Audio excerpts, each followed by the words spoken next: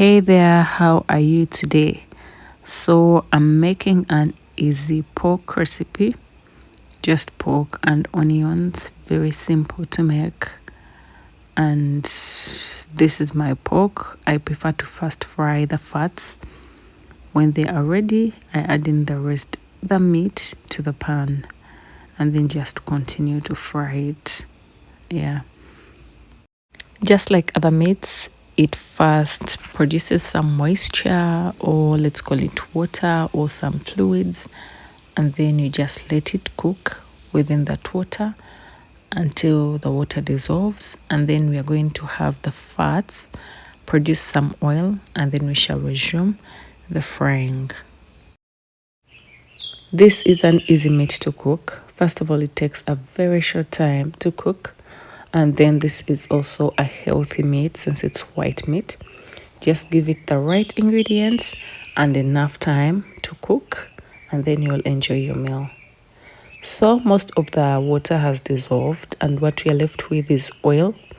Our meat is browning, and that is what we actually need. We need it to be brown.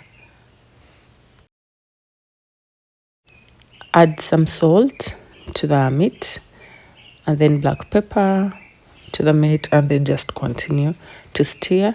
Those are the only dry ingredients that I'm using in this recipe. Make sure the salt is enough to taste, and then some light soy sauce goes well with the pork, and then fry shortly. Then add onions. I used 2 large onions for this recipe because I want all the flavor to be infused in the meat, and I want it to come out very, very tasty. They give off a very nice flavor, especially to meats. So you can also never go wrong with them, apart from the people who don't eat them. So the onions are losing color, and I'm just going to add in some dill. This is how it looks like. Chop it finely, and then just add it to the pan. It also gives off a nice flavor.